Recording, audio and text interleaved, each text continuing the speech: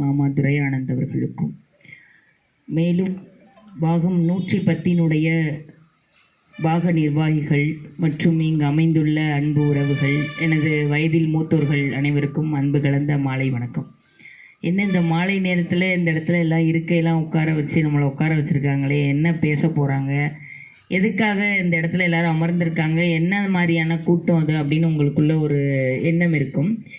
எதற்காக அப்படின்னா, நம்மளுடைய தமிழ்நாட்டினுடைய மாண்புமிகு முதலமைச்சர் முத்துவேல் கருணாநிதி ஸ்டாலின் அவர்களினுடைய ஒரு சீரிய ஏற்பாட்டில் திராவிட முன்னேற்ற கழகத்தினுடைய நிர்வாகிகள் எல்லாரும் இந்த தமிழ்நாடு தலைகுனியாது என் வாக்கு சாவடி வெற்றி வாக்கு சாவடி, அதாவது நம்மளுடைய பாகத்தில் நம்ம எவ்வளவு வாக்குகள் திராவிட முன்னேற்ற கழகத்தில் வாங்க போகிறோம், அது மற்ற கட்சிகளை விட உயர்ந்த அளவு அதிக அளவு வாக்கு வித்தியாசத்தில் நம்மளுடைய பாகம் வெற்றியை எட்டியதாக இருக்க வேண்டும் அப்படின்ற அடிப்படையில் நம்மளுடைய முதலமைச்சர் ஒவ்வொரு பாகத்துக்கும் வீடு வீடாக சென்று, அண்ணே சொன்ன மாதிரி நிர்வாகிகள் சொல்லியிருப்பாங்க, பிஎல்சி அப்படின்னு சொல்லி ஒரு 10 பேர் இல்லைன்னா 12 பேர் இருப்பாங்க, BLA2 அப்படின்னு ஒரு நிர்வாகி இருப்பாங்க, BDA அப்படின்னு சொல்லிட்டு ஒரு டிஜிட்டல் ஏஜென்ட், அதாவது எப்படிலாம் நம்ம வீடு வீடாக சென்று வாக்குகளை கேட்குறோம், மற்றபடி இந்த துண்டு அறிக்கைகள் எல்லாம் நம்மளுடைய அரசினுடைய சாதனைகள் என்னென்ன இருக்குது, அதெல்லாம் எப்படி நம்ம ஒவ்வொரு வீட்டுக்கும் கொண்டு போய் சேர்த்து என்னென்ன பேச போகிறோம் அப்படிங்கிறத தலைமைக்கு அனுப்பக்கூடிய பணியை BDA அப்படின்ற ஒரு நிர்வாகியை போட்டிருக்காங்க. இதை ஏன் நம்மளுடைய முதலமைச்சர் செய்கிறார் அப்படின்னா, ஒன்றிய அரசினுடைய, அதாவது மோடியினுடைய எல்லா வேலைகளுமே நம்மளோட மக்களுக்கு அதிகமாக தெரிய வருது. மருத்துவமாக இருக்கட்டும், கல்வியாக இருக்கட்டும், தொழிலாக இருக்கட்டும், சிலிண்டர் விலையாக இருக்கட்டும், டீசல் பெட்ரோலாக இருக்கட்டும், இன்னும் என்னென்ன விதத்துலலாம் பண்பாடு, நாகரிகம், கலாச்சாரம் எல்லாத்துலேயும் எப்படி மத்திய பிரதேசம், உத்தரப்பிரதேசம், மகாராஷ்டிரம்லாம் எதுலேயுமே முன்னேறாமல் பின்தங்கிய நிலையில் இருக்கோம். இங்கே இருந்துட்டு நீங்கள் அங்கே வட மாநிலத்திலேருந்து இங்கே பொருள் விற்கிற மனிதர்களை பார்த்துருப்பீங்க, இல்லைன்னா ஒவ்வொரு இடத்துல ரோட்டில் வியாபாரம் செய்யக்கூடிய வட மாநிலத்தில் அவர்களை பார்த்துருப்பீங்க.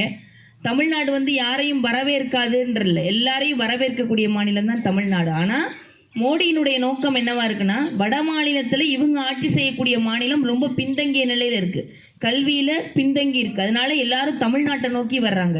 ஒரு துணி வியாபாரமாக இருந்தாலும் கூட, பெட்ஷீட் வியாபாரமாக இருக்கட்டும், எல்லாமே வட மாநிலத்தவர் தான் இருக்காங்க. ஏன்னா அங்கே எல்லாமே பின்தங்கி போச்சு. அப்போ இவங்களோட நோக்கம் என்ன, இப்படி ஒரு முதலமைச்சர் நமக்கு இருக்காரு, 1000 ரூபாய் மாசம் பெண்களுக்கு கலைஞர் உரிமை தொகைன்னு கொடுக்குறாரு. எந்த ஒரு வரியுமே, எந்த ஒரு வரி நம்ம 1 ரூபா வரி கட்டுறோம்னா நமக்கு 29 பைசா தான் நமக்கு கிடைக்கும். அதை தான் இந்த மோடி கொடுக்குறாங்க. ஆனால் பின்தங்கிய நிலையில் இருக்கக்கூடிய மாநிலங்களுக்கெல்லாம் 2 ரூபா 7 ரூபா இந்த மாதிரி கொடுக்குறாங்க. எதனால் அப்படின்னா, நம்மளுடைய தமிழ்நாட்டை எப்படியாவது தலைகுனிய வைக்கணும், எப்படி மகாராஷ்டிரா மாநிலம் மற்ற மாநிலங்களில் இருக்கிற மாதிரி நம்ம தமிழ்நாட்டையும் ஒன்றுமில்லாமல் செய்யணும், இங்கே இருக்கக்கூடிய பிள்ளைகளினுடைய கல்வி நிலையை இடைநிற்றலாக்கணும், படிக்கக்கூடாது, யாருமே தமிழ்ங்கிற முக்கியமான முதன்மை மொழியை படிக்கக்கூடாது, ஹிந்தி படித்தாதான் உங்களுக்கு வேலை அப்படின்னு சொல்லிட்டு 2152 கோடி ரூபாயை இன்னைக்கு நிப்பாட்டி வச்சிருக்கு. கல்விக்குரிய நிதியை மோடி அரசு நிப்பாட்டி வைத்திருக்கிறது. அதற்கும் போராடி கோரிக்கைகள் கொடுத்து அழுத்தம் கொடுத்து நம்மளுடைய முதலமைச்சர் நமக்காக இன்று வரை எண்ணற்ற திட்டங்களை நமக்கு செய்துகிட்டு இருக்காரு. இன்னைக்கு கலைஞர் உரிமை தொகையில 1,30,00,000 பெண்கள் 1000 ரூபாய் வாங்கிட்டு இருக்காங்க. அப்ப ஒவ்வொரு வீட்டிலும் முதலமைச்சரை பெருமையாக பேசுகிறார்கள். ஏதோ ஒரு தேவைக்கு, பெண்களுக்கு ஒரு மருந்து செலவுக்கோ, ஏதோ ஒரு செலவுக்கோ, ஏதோ ஒரு தேவைகளுக்கோ, வயதானவங்க இருந்தாங்கன்னா பேர பிள்ளைங்களுக்கு ஏதோ வாங்கி கொடுக்கறதுக்கோ இந்த 1000 ரூபாய் பயன்படுது. ஆனா இன்னைக்கு வந்திருக்க கட்சிகள் எல்லாம் இந்த 1000 ரூபாயை நிறுத்த சொல்றாங்க. இந்த 1000 ரூபாய் கொடுக்கக்கூடாது, இதை நிறுத்தணும் அப்படின்னு சொல்லி இன்னைக்கு இவ்வளவு நாள் திரையில நடனம் ஆடிட்டு இன்னைக்கு நான் முதல்வர் ஆறேன்னு சொல்ற விஜயெல்லாம் எதுக்கு இந்த 1000 ரூபாய் இவர் கொடுக்குறாரு, இந்த 1000 ரூபாய் நிறுத்தப்பட வேணும்னு இன்னைக்கு கட்சிகள் எல்லாம் பேசப்படுது. அப்போ மோடியினுடைய நோக்கமும் என்னவா இருக்கு, நம்ம இவங்களுக்கு கொடுக்க வேண்டிய நிதியை எல்லாம் நிறுத்திட்டோம்னா நம்ம தமிழ்நாடை தலைகுனிய வச்சிடலாம், முதலமைச்சரை எப்படியாவது நம்ம மறுபடியும் திராவிட முன்னேற்ற கழகம் வரவிடாமல் செய்திடலாம். இதுதான் மோடியினுடைய நோக்கம்.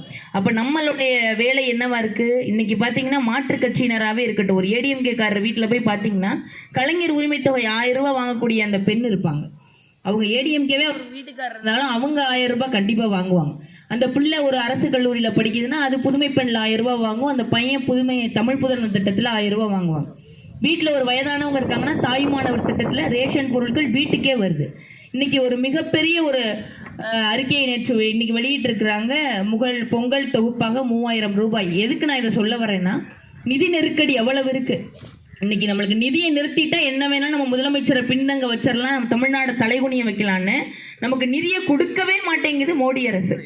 அதையும் மீறி என் மக்களுக்கு நான் செய்வேன் என்று சொல்லி நான் இந்த குடும்ப அட்டைதாரர்களுக்கு 3000 ரூபாய் பொங்கல் தொகுப்பை நம்மளுடைய முதலமைச்சர் செய்கிறார் என்று சொன்னால், தொடர்ச்சியாக பல திட்டங்களை, இன்னுயிர் காப்போம் 48ன்னு ஒரு திட்டம் இருக்கு. 48 மணி நேரத்துக்குள்ள சாலையில ஒரு விபத்து ஆகுதுன்னா உயிருக்கு போராடிக்கிட்டு இருக்கக்கூடிய நபரை நம்ம ஒரு தனியார் மருத்துவமனையில போய் நீங்க சேர்க்கிறீங்கன்னா அந்த 48 மணி நேரத்திற்குரிய தொகையை அரசே ஏற்றுக்கிறது. அந்த 48 மணி நேரத்தில் அவர் அந்த சிகிச்சையை மேற்கொண்டு பிழைத்துக் கொண்டார் என்றால் அந்த பெருமை நம்முடைய முதலமைச்சரை தான் சாரும். இன்னும் எண்ணற்ற திட்டங்கள் நம்மளுடைய முதலமைச்சர் நமக்காக கொடுத்திருக்கிறார். அதனால அதை நான் பாதி சொல்லியிருக்கேன். இன்னும் எண்ணற்ற திட்டங்கள் இந்த துண்டறிக்கைகள்ல இருக்கு. அதுக்கு மேல அதுல அச்சிடப்படாத திட்டங்களும் இருக்கு. அதனால இந்த 110 பாகத்தில் இருக்கக்கூடிய அன்பு உறவுகள், நீங்க வீடு வீடாக சென்று இந்த துண்டு பிரசுரங்களை கொடுக்கும் பொழுது நம்ம ஒரு 5 நிமிடம் பேசணும். இந்த வீட்டில் நீங்க கலைஞர் உரிமை தொகை வாங்குறீங்களா? இந்த வீட்டில் வயதானவங்களா இருக்கீங்களே, நீங்க தாயுமானவர் திட்டத்தில் பயன்படுறீங்களா? உங்க வீட்டில் புதுமை பெண் திட்டம், தமிழ் புதல்வர் திட்டத்தில் பயன்படுறாங்களா? அப்படின்னு ஒவ்வொரு திட்டத்தையும் பார்த்து பார்த்து நம்மளுடைய முதலமைச்சர், வேறு எந்த கட்சியாலும் செய்ய முடியாது. எடப்பாடி செய்ய போறது இல்ல, விஜயோ சீமானோ இவர்கள்லாம் செய்ய போறது இல்ல. வாரத்துக்கு சனிக்கிழமை ஒரு நாள் மட்டும் விஜய் கத்திட்டு போறதுனால இவ்வளவு ஒரு திட்டங்களை பார்த்து பார்த்து விஜய் செய்வாரானா அது கேள்விக்குறிதான். அதனால நம்மளுடைய முதலமைச்சரை தலைகுனிய வைக்க வேண்டும் என்று சொல்லி இந்த விஜய், சீமான் போன்றவர்களை எல்லாம் பிஜேபி தூண்டி விடுகிறது. இதைத்தான் செய்யுது. அதனால எடப்பாடியும் மோடி, அமித்ஷாவினுடைய காலில் மண்டியிட்டு கிடக்கிறார். அதனால இவங்க 3 பேரும் ஒருத்தவங்க தான். இந்த போன்ற முதலமைச்சர் நமக்கு கிடைக்க மாட்டார். எதிர்கால தலைமுறைக்கு இது போன்ற முதலமைச்சர் கிடைக்க மாட்டாரு.